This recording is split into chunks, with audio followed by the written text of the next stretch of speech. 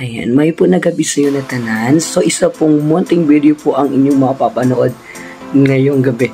Dito lang po yan sa Lawodnon, kung saan habang po binabaybay ko po kanina sa may Ibingay Street, papunta po dun sa may location po ng B-side. Habang po ako nagtitinda po dati dun sa mga kakilala ko, napag-isipan ko pong dumaan dito po sa may Lawodnon dahil isa na rin po yung nagpanag-iya po sa Lawodnon. Yung mama po ng nagpanag-iya ay suki ko na rin po sa aking paninda. Kaya napag-isipan ko po na pumunta doon at magbinta ng aking paninda. Hindi nila sukat akalain na bakit gabi na daw po ako nakapagtinda. So wala tayong magawa, ganyan po ang hanap buhay. Minsan abutan man tayo ng gabi, ang importante naghahanap buhay tayo ng maayos. Tara at samahan niyo po ako ngayong gabi sa aking munting vlog. For today's video, ongoing nga po ako dito sa Lawodnon ngayon pong gabi. Iyong mapapanood ang aking munting vlog. Tara at samahan niyo po ako. Maraming pong salamat.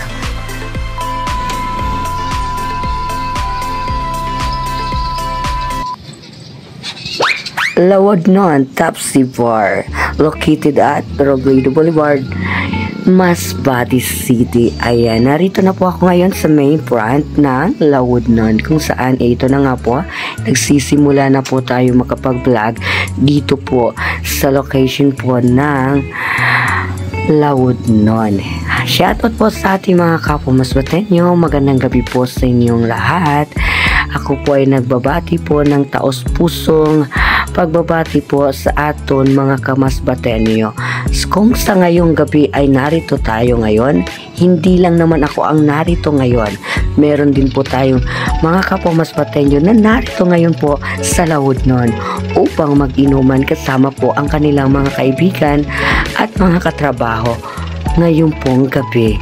At ngayong gabi, inyo din po akong tunghayan sa aking munting video upang inyong makita at masaksihan ang managagandahang mga kapwa nating masbateño na nasa loob, at lalo na po yung nagmay-ari po ng Lawodnon na pinayagan po tayo makapag-vlog at pinahantulutan na rin tayo makapag-video po sa kanilang napakagandang Lawodnon. Hello po sa ating mga kapwa masbateño, sa mga nakakakilala na at kilalang kilala na.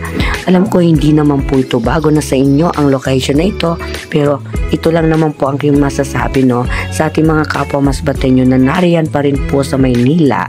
Tara, punta kayo dito sa Lawodnon. Subukan nyo kung anong meron dito. At tikman ang hindi nyo pa natitikman dito, yung mga iba't ibang klaseng na kanilang mga menu for today's video ngayong pong gabi. At saka nga po, si ate ay bintahan ko na rin po ng aking paninda. So sa awa naman po ng Diyos ay bumili naman po talaga si ma'am dahil suki ko na rin po ito si ma'am. Ako din po ay lubos po nagpapasalamat. So ito rin po yung patunay, nakasama ko po sila kanina. Ayan, shout out naman po kay ate. Ayan, siya po yung na nagpanag-iya sa Lawodnon. At yan din po yung dalawang niyang chikiting. At ayan naman po yung tagabantay sa kanyang dalawang chikiting. Ayan, shout out sa iyo ate. Ayan. Ayan po si nanay, yung mama po ni madam. Diba napa-smile tayo kahit kulang na ang ngipon, charot. Ayan. So bago po kayo dito mag-order, makikita nyo po sa may counter, please be as your order. Dapat ganun po tayo mga customer kapag po tayo bumibili ng mga pagkain sa iba't ibang klaseng establishmento tulad lamang nitong Lawodnon. Dito po makikita nyo po ang kanilang iba't ibang klaseng mga menu dito po sa main counter po ng Lawodnon. Yan po ang napakaganda nilang main counter na inyong matutunghayan po sa ating munting video. Makikita nyo po ang iba't ibang klase nilang mga alak, no? Hindi lang naman po yan, meron din po sila mga pabango at saka mga kaibigan, free wifi po sila dito sa Lawodnon. Ayan, shout out po sa ating mga kapwa masbateño na may hilig po sa free wifi, so hindi na kayo magbabayad. as of now na narito po kayo, libre po yung wifi. At hindi lang po yun libre, meron po pa po kayo ditong seguridad, lalo na po pagdating sa surveillance camera, in case man po may mawala po mga importante na mga kagamitan ninyo ng mga daladala. Ayan po yung CCTV na tagabantay at tagamasid sa inyong kinauupuan. At hindi lang po yan, narito din po daw yung napakagwapong security guard dito, oo, yung bit ng ating mga kapwa mas batenyo, yung seguridad, yung security guard. Ayan, so ano ba yan, nauutala naman ako. Ayan, so ayan, nakikita nyo yung lamisa na napapansin ko na rin po na napaka linis at napaka ganda po ng buong paligid dahil napakaaliwalas. Ayan po din po ang Tanduay, sponsor po ng Tanduay. Ayan, at ayan na rin po si ate. So ito nga po yung buong paligid dito sa baba ng main front po ng counter po nila. So ayan po yung notice nila, no yung kumbaga yung protocol, no, yung pagpapaalala sa ating mga kapwa mas batenyo na may mga dala-dala po ng mga cellphone, wallet o ano man yan. Ayan po yung warning, no, yan ang CCTV, surveillance camera. Ayan na. Ayan din po ang San Miguel. Ayan.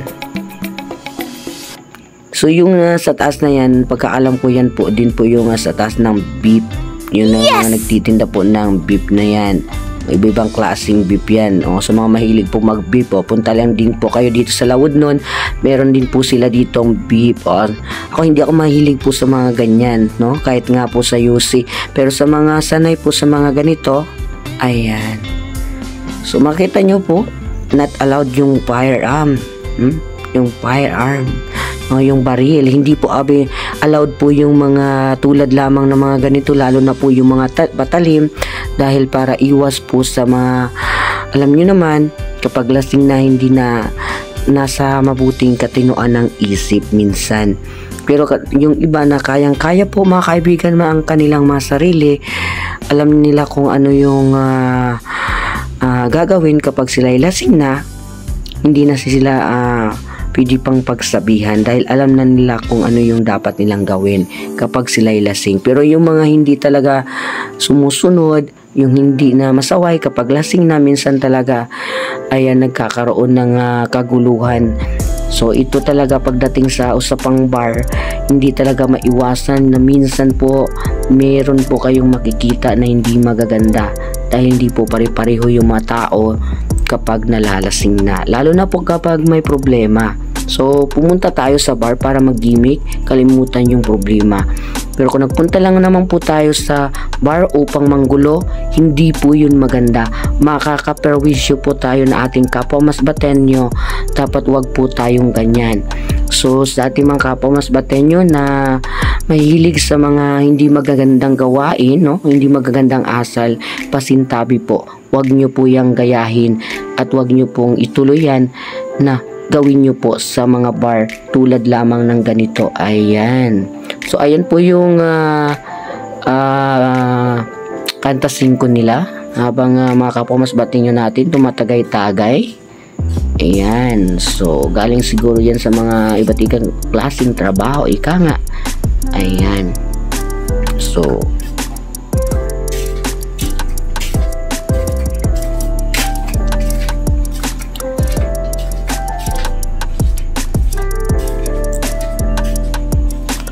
at ito nga, nagbabanat rin tayo dahil yun na nga, nakita na natin ang buong paligid doon sa loob. Ito naman po yung talagang sa baba, no? So ayan. So meron po dito sila iba't ibang klase po mga pagkain na mga pwede nyo po or take out, no? Pero yung take out may mag-a-add po kayo ng 5 piso for take out po mga kapwa ko mas batenyo, no? Kapag mag-a-add ng take out kayo, kapag mag take out talaga may charge po na 5 piso. Ayan. At kung delivery naman po kapag gabi sa inyong mga bahay, merong pong charge na 25 piso. Ayan, no? Shout out sa ating mga kapwa masbateño na mahilig po magpa-deliver sa inyong mga bahay. No, tara na at magpa-deliver na po sa inyong mga tahanan kapag tinatamad nga naman po tayo minsan, hindi talaga po 'yan maiwasan. So ito na nga po, lumabas muna po ako ngayon. Makikita nyo po ang mga motorbike na yan. So ayang buong paligid. So lumabas muna po ako dyan dahil nga ay tinignan natin yung buong paligid para mas maganda. Ayan.